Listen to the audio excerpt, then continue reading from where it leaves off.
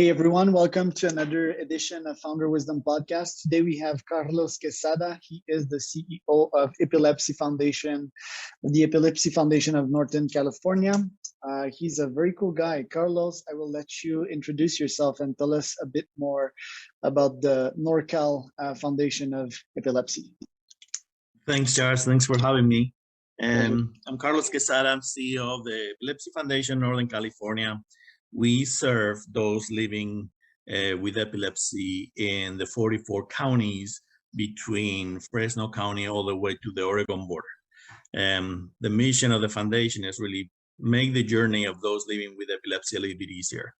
Our goal is to make sure they're in good hands. They have specialized doctors looking at their medical condition. And once they get out of those hospitals, those doctor offices, we're there for them for education, support, mentoring. We do camps for children. We do a lot of seizure first aid training. We literally connect with them and find ways to make their journey a little bit easier through different programs. So what it's like to live with epilepsy? So epilepsy is a neurological disorder. It's one of the most common neurological disorders, and is defined as if you have 2 or more seizures in a 1-year span that they are unprovoked, then you are diagnosed with epilepsy. So it's a seizure disorder, and a simple way to describe what a seizure is really an electrical storm in your brain. Okay. Where you basically, the neurons are not able to, your brain is not able to manage all the communication between the neurons, and your body pretty much goes in shock or stops. Now, there's more than 30 different types of seizures. The most common are the ones that they are pictured in movies, usually not very well portrayed, and where you lose consciousness, you fall on the ground, you're shaking. But there is also seizures that they look literally like you just lost attention to something for 2 or 3 seconds. So there's a huge spectrum of seizures, and also more than half of people diagnosed with epilepsy, we don't really know what's causing those seizures. So it's not a straightforward neurological disorder. It's quite complex, and there's still a lot of work to do to really understand it. How debilitating can it be for the common person with epilepsy to live with that? So you have, again, all the spectrum. You have, I know kids, they have 300 seizures a day, and they last maybe 5 seconds. So imagine like every 5-10 minutes, you lose vision of the world for a second, for 3 seconds. So obviously that has an effect on learning. You're always behind school, and it can have mental repercussions from a psychological standpoint to a physical standpoint in your brain. There's other people that they might only have 1 seizure a month. You know, it's like they're able to control it maybe with medication or with diet, and they only have 1 seizure a month. But one thing, so that's really the full spectrum. There are people who only have 1 seizure a year. But what we have to understand is those that they only have a few seizures a month, they still live every day with the fear of when is my next seizure going to come up. And the only time that they're worried about is when they're having the seizure. So imagine the psychological and social effect that could have on somebody to live your life not knowing when the next seizure is coming, where or when. And that affects your life a very, very deep way in many different ways. So yeah, it's very sad and also upsetting, which I guess that kind of motivated you to become the CEO of this foundation. I have a quick question after that, but what percentage of the population is afflicted by epilepsy? So 1 of every 26 people will be diagnosed with epilepsy. That statistic is hard to believe. It really is. It was hard for me to believe when I started learning about epilepsy. And after 5 years being around, it's huge. You know, there is, just in our region, there are 180,000 people living with epilepsy. In, you know, in the States, I think there's almost 1 million people. And it's very common. There's more people diagnosed with epilepsy than autism, MS, and Parkinson together. There's more people dying of epilepsy than breast cancer. Wow. So that brings always to me a question. How is it possible that something with that kind of statistics is not in everybody's conversation? How come that it's so common to ask somebody, do you have a connection with epilepsy? And a lot of people say no. But the truth is, you do have a connection, you just don't know about it because Exactly. it's very, very common. Yeah, these people, they stay silent. They are scared to lose their job or lose friendships, Yep. you know, and they've probably been bullied when they were younger regarding this. So it's very sad, and it's a very important cause. I'm curious, how does one die from epilepsy? Is it from a shock to the head or an internal hemorrhage? How does that work? So there is something called SUDEP, it's sudden unexpected death in epilepsy. Okay. This SUDEP is really very, very few times we know what caused it. And that's what is sudden and unexpected. They call it that way. It just literally your brain stops working. And it happens a lot at night while you're having a seizure. So that is the biggest risk. Then of course, you know, when you're dropping, we have a lot of cases where somebody drops, hit their head, and on top of having epilepsy, now they have also a concussion or they have a brain damage. But the most common, there's also another common way to die is when you have a seizure at night and you suffocate. So you have to put tools in place, things like night vision cameras that detect when you're having a seizure. There's some watches that send a message to somebody when you're having a seizure. But no matter what, there's still a big percentage. 1 of every 1,000 people living with epilepsy will die of SUDEP, sudden unexpected death in epilepsy. And that's striking. It's striking and it's heartbreaking. You know, we have our camp for children living with epilepsy every summer, and it's every few years we lose one of them. You know, and it's heartbreaking. You know, because you get to know them and like they're so brave, and there's nobody did anything wrong. It just happens. So it's very, very heartbreaking. Yeah. Is this one reason why you accepted the CEO role of the foundation 3 or 4 years ago? Actually, 5 years ago.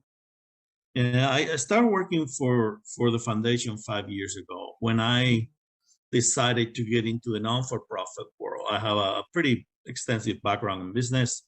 And at one point when I moved to Bay Area, I really wanted to change my approach to my career and look at something that helped me change the world in a better way. And I literally came across a position at the Epilepsy Foundation and started doing the research. And I was blown away by these numbers. I was blown away. It's like, there's no way these numbers are normal. I don't know anybody with epilepsy. So that literally caught my attention. Like, how is it possible that we are not a lot more accustomed to talk about seizures and epilepsy in general? So as soon as I did my research, I figured it out. And it was very quick. From when I was interviewing, within days, I find out my godmother had epilepsy. A very close friend's wife had epilepsy. Another friend's kid had epilepsy. And then that kind of opened my mind. It's like, wow, so these numbers are real, but nobody's talking about it. So for me, it was like, here's an opportunity to make an impact on something that I feel society is not reacting to. And I always describe it as like you walk into Bill Gates' garage, you know, and you're like, he has something that everybody needs and everybody could use.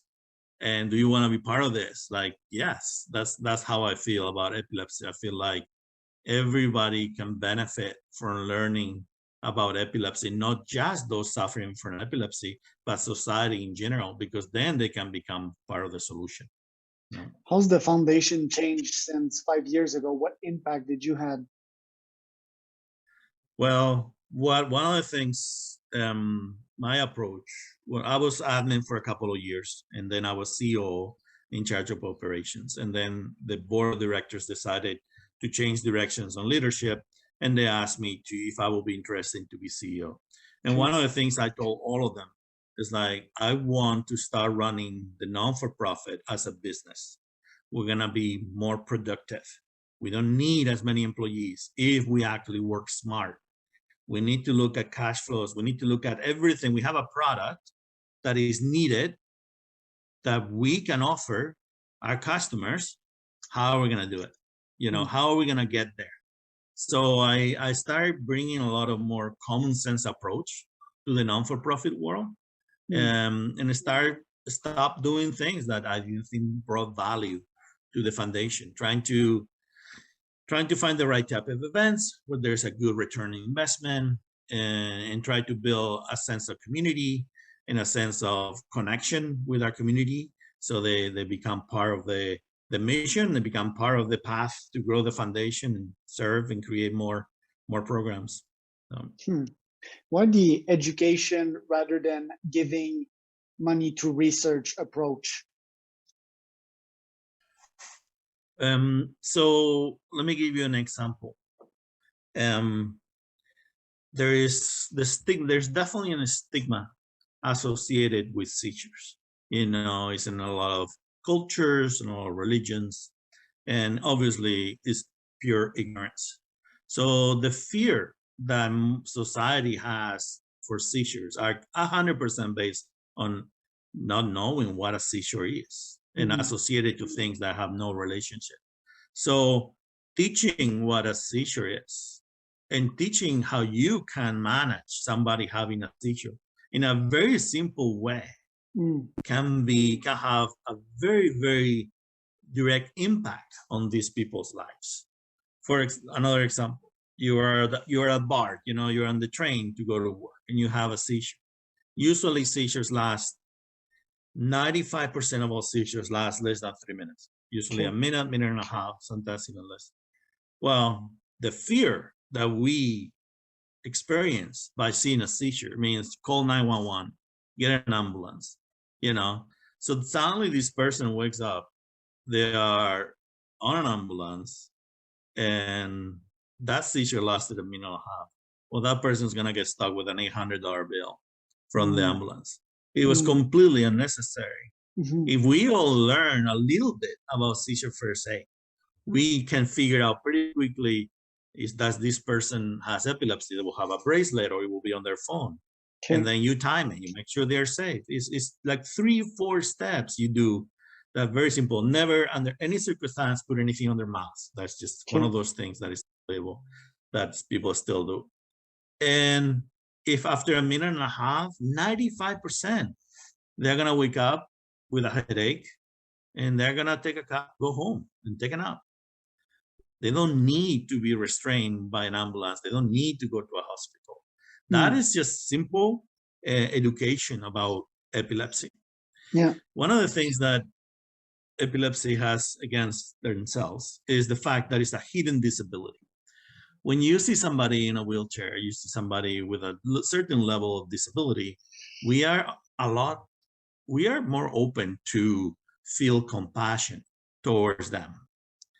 But when you have epilepsy and you look just like you and I that don't have epilepsy, it's hard for people to understand.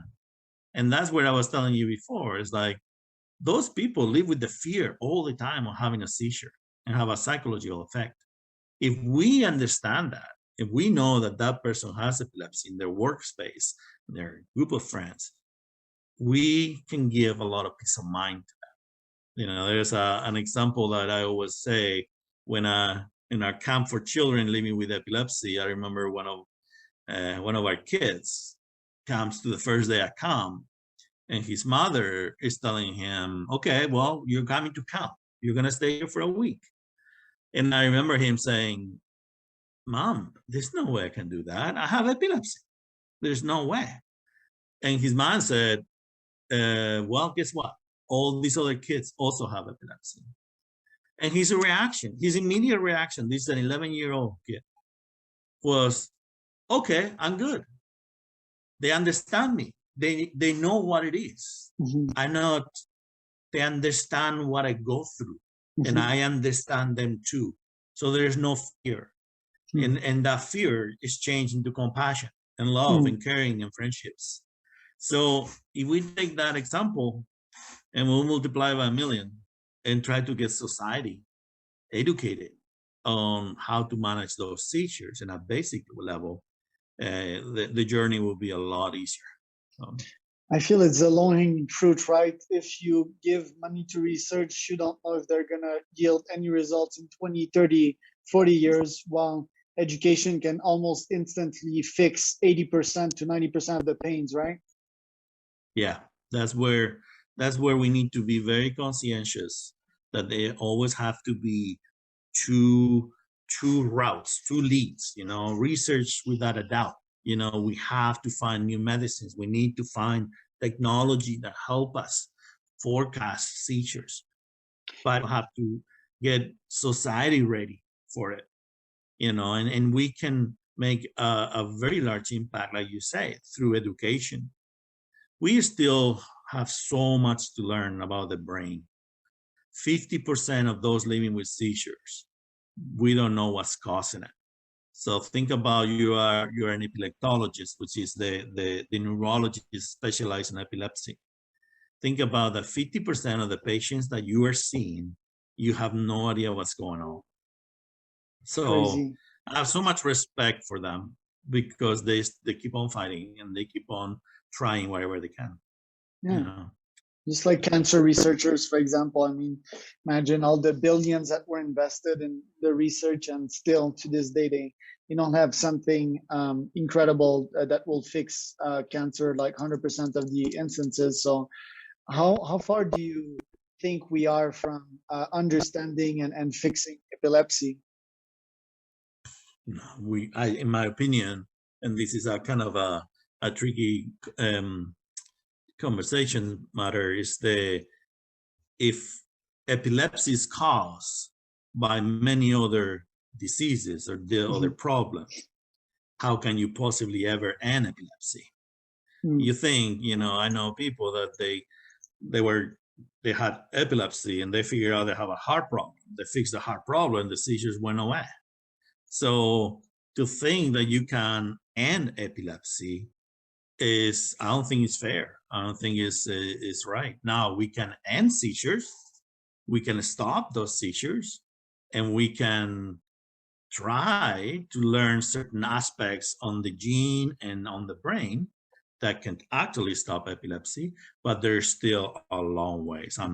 If you look at the history of epilepsy in the last 50, 60 years, in the last decade has been an improvement on medications, but for the first 40, it was the same medication for 40 years. So now medications we have a few more tools, but one of the things that I'm excited and I think it might make a big difference is all the technology that we are developing to read the brain, brain implants that actually start gathering data from those living with seizures. And that data is all pulled together.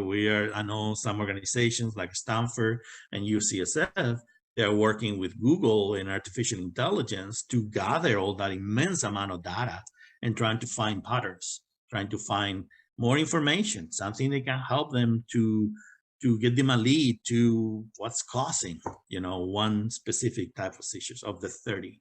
So is Neuralink working on that right now? Yeah, so Neuralink is working with UCSF, with some of the best neurosurgeons at UCSF. The concept of Neuralink is in many ways similar to certain devices that they're implanted on the brain today, and they actually read your brain activity, heart rate activity, and actually can give an electrical shock to a certain part of your brain if you're lucky enough that part of the brain is what's causing the seizures, and if you're lucky enough that you know where they're coming from. So yeah, that's what I'm talking about exactly. Like the development of technology is so much faster than any medication you can think of, and the more information we have, the easier it's going to be to develop those medications, because more information, more data we're going to have about how the brain works and how it reacts. Yeah. So have any plans to fund a little bit of that research or go 100% in education? Say it again, I'm sorry. you have plans to fund these types of research with technology, or invest 100% of the funds of the foundation in education programs?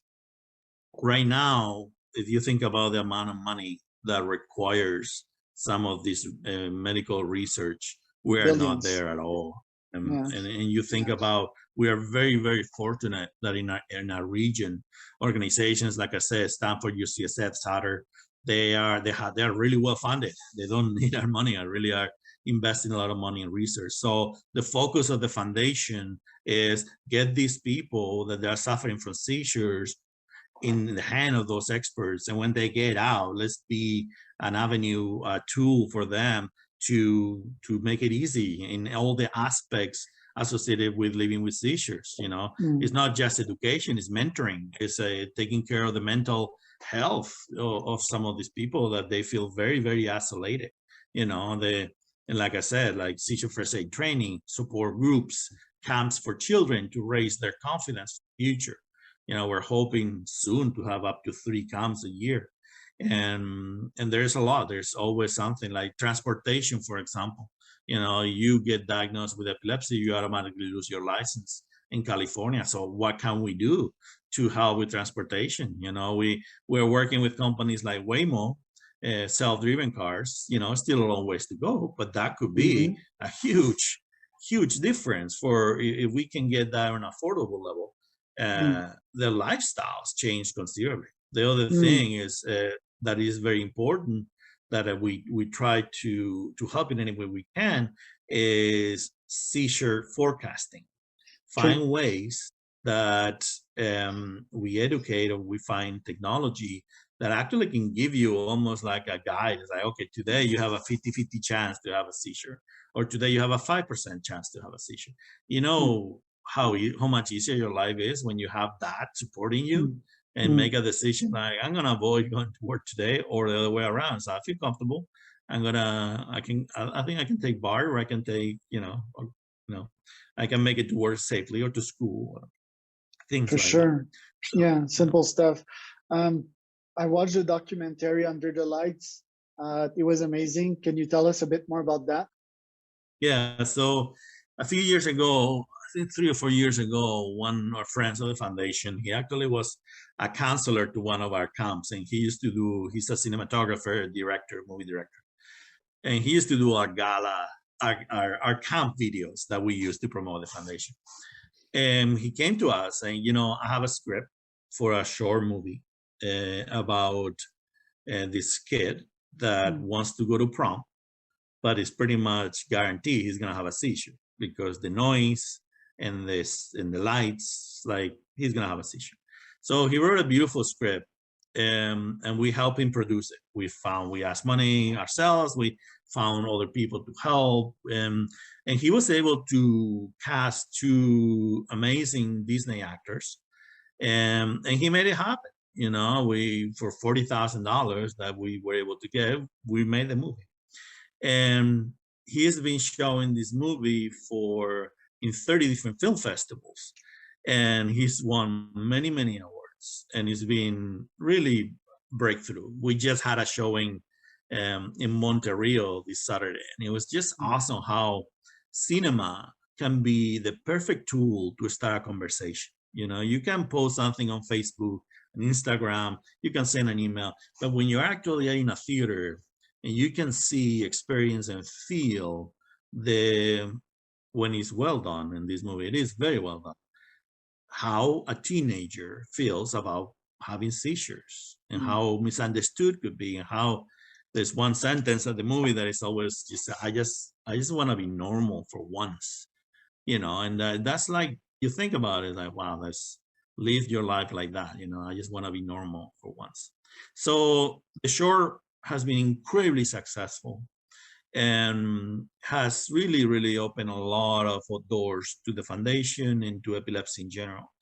And Miles, I've been collaborating with him to put together a script for the full feature movie.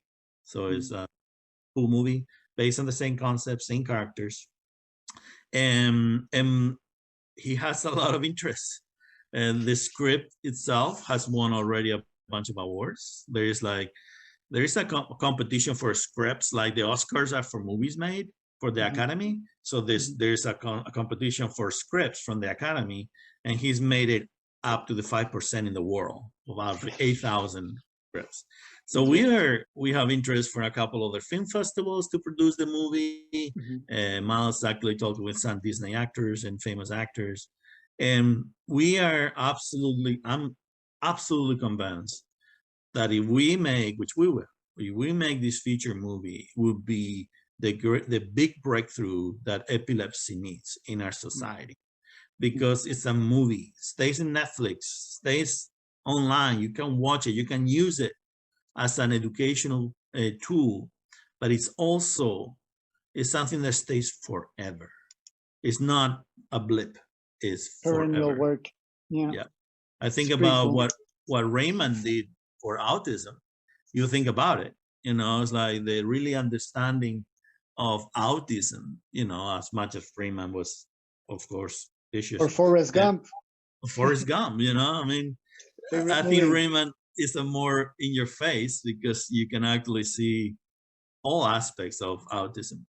A movie like that, if we can make a movie about epilepsy where we can define and explain in a really good way everything surrounding epilepsy, not just the seizures. It's not about less the seizures, about how a parent deals with somebody who suffers from seizures, a classmate, a girlfriend, all those things. When you think about how common it is, this would make a big difference. I'm convinced of that. It's about the education, it's about the connections, about understanding, and an audio-visual form / a documentary is probably the best way to put that goal across, for sure. So very exciting, and I think you guys are looking also for partners to give pro bono services / funding for that movie. Is that correct? Yes, absolutely. You can visit underthelights.com. And we are getting funding to keep pushing the production of this movie. Obviously, like, we need $1 million to make the movie, and because we need to pay actors, and it's a full feature movie.